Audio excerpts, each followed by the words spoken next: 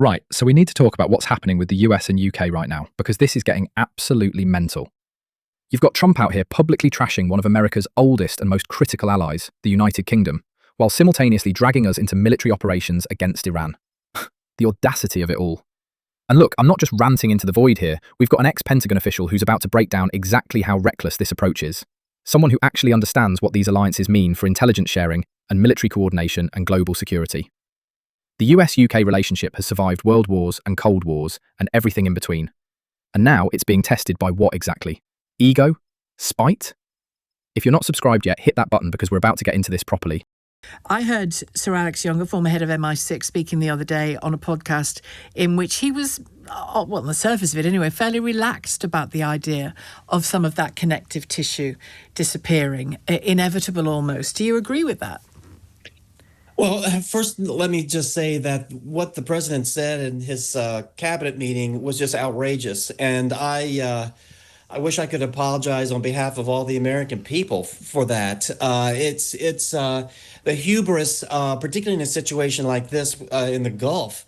The hubris is just uncalled for. And I can tell you, having worked with allies for decades in the Pentagon, including UK, and working the special relationship, this is not the way you treat allies, because you need allies. We need friends. And I think the administration is discovering that as they're looking at getting ships and getting allies to help out in the Gulf in terms of escorting and this kind of thing.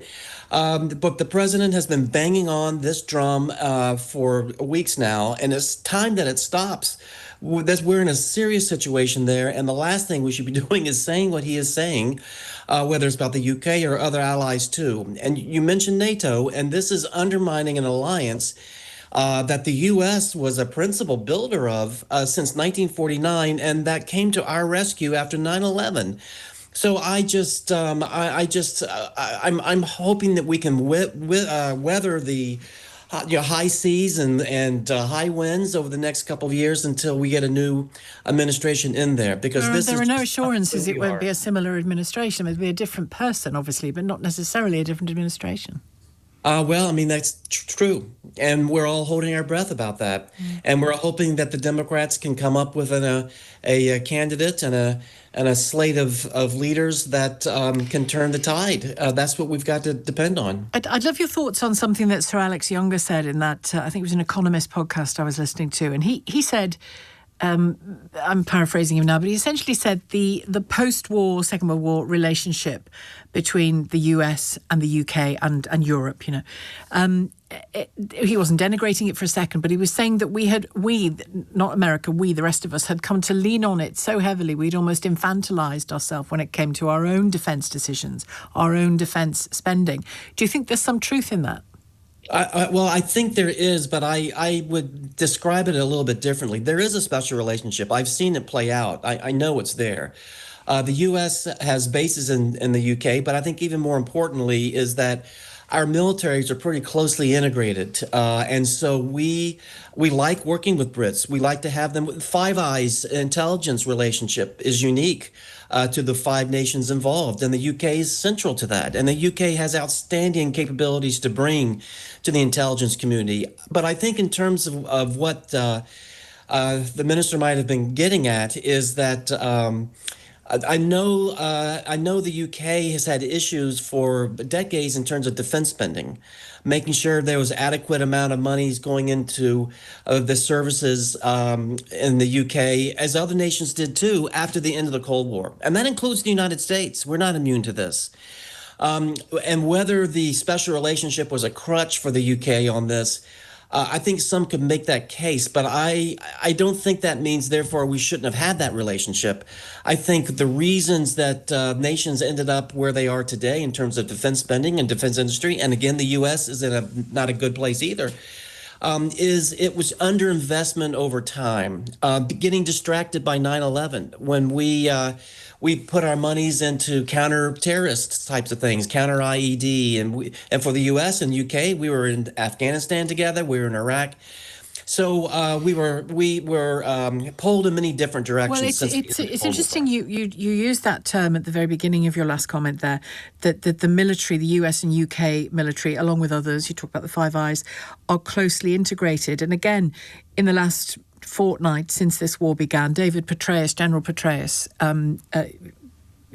very decorated American general, he said, what you've seen happen, whether you agree with it or not, what you've seen happen in Iran, particularly the taking out of the first tier of the Iranian regime, the people, what you've seen has been probably 10, even 20 years in the building. Oh, that hit different. Did you hear what he just said?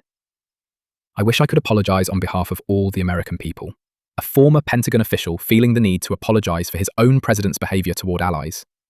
That's where we are now. And here's what gets me, right? This isn't some random pundit. This is someone who spent decades working these relationships from inside the Pentagon. Decades. He knows what Five Eyes intelligence sharing actually looks like in practice. He knows what it means when American and British forces operate side by side in theatres like Afghanistan and Iraq. The thing the clip doesn't tell you is just how deep this goes.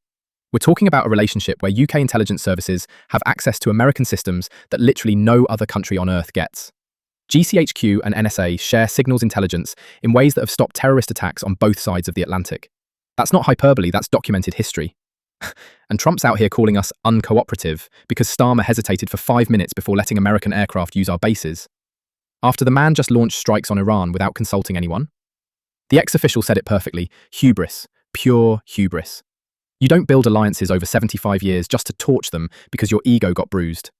And that bit at the end about Petraeus saying the Iran operation was 10 or 20 years in the making, that's intelligence work. That's cooperation. That's exactly what Trump is now actively undermining.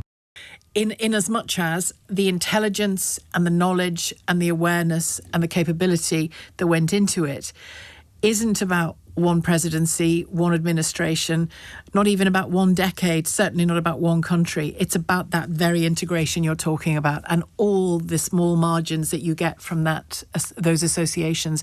Would you second that? Absolutely. That was very wise. And I think I've always known that, but that was nicely put. And By I think him, by the way, not me. but you did a great job paraphrasing him. But I think it's something that's very true. But you can lose that in a second. All of that work, layer upon layer upon layer. It was the UK that taught the US the intelligence craft anyway, years and years and years and years ago. So it goes back so long ago. When the United States got involved in World War I rather late, it was the UK and the French that trained us how to fight in that war. We ended up at the end of World War I wearing the helmets that you guys had because we didn't have helmets. So you can date this relationship back then, layer upon layer, that brings today this ability to work together so well. You mentioned there about joining late. Yesterday, it seemed a bit rich to me to hear President Trump say, you don't join a war when it's over or when it's nearly over. I was thinking... I know. It's hard having an administration that does not have a sense for history. Yeah. I mean, look what he said to the Japanese prime minister about Pearl Harbor. Remember he said, you guys, he goes, we had to surprise everyone about this attack. And that's why we didn't announce it. And Madam Prime Minister, you know something about surprise being from Japan. I didn't find that as scandalous as other people did. I found it quite funny. Am I sick? I mean, it wasn't diplomatic, but it was funny.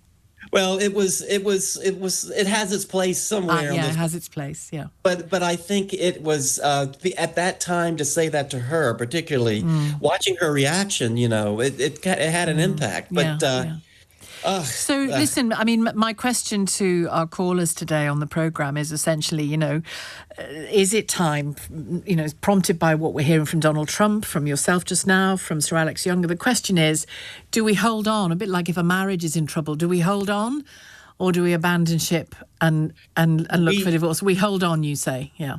We hold on tight because there are ties that bind that are stronger than in a marriage. That's between human beings. Yeah. This is bigger than that. We have a shared history that goes back before 1776, that goes way back. And we have been in tough spots together. Who's the marriage guidance counsellor here? It used to be the UN, but I don't think so now. Well, But I think we have to hold on tight because that's something to celebrate, to have these kind of values that we share and historic experiences that we share. It's something that's pretty unique. We don't have that kind of experience with other countries, but we do with the UK, and it has lasted. But it is hard to have a special relationship with a country as cantankerous as we can be. Okay. So that's why holding on is a good thing. But also, I think for the UK, recognizing that that's not good enough for you either, and that you have to be able to stand on your own feet as well as the other part of the couple. And this is where a strong UK defense, strong Royal Navy comes in. And that right there, that's the thing that should be ringing in everyone's ears. Layer upon layer upon layer.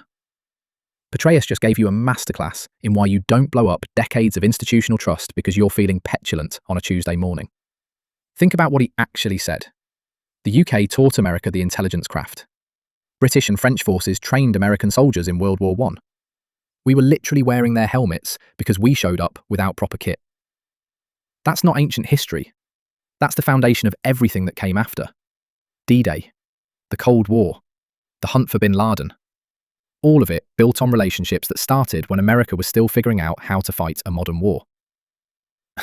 And now we've got a president who apparently thinks all of that can be replicated with a phone call and some threats. It cannot. Full stop.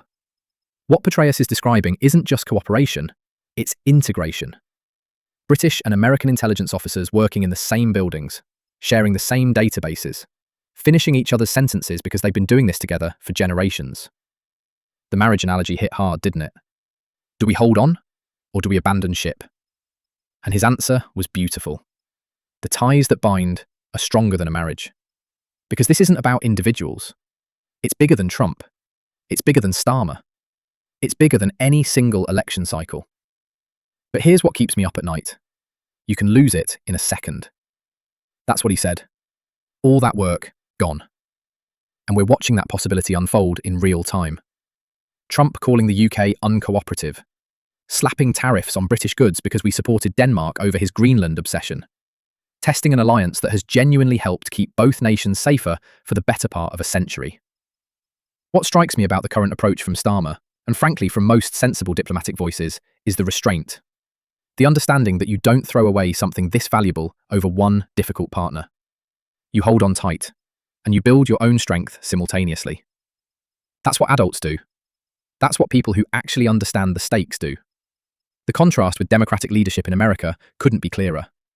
There's a reason why figures like Biden spent decades building these relationships rather than detonating them for headlines. Alliance isn't weakness. Consultation isn't surrender. It's how you actually win when it matters. So yeah, watching this, I'm left thinking about what kind of leadership actually serves a nation's interests.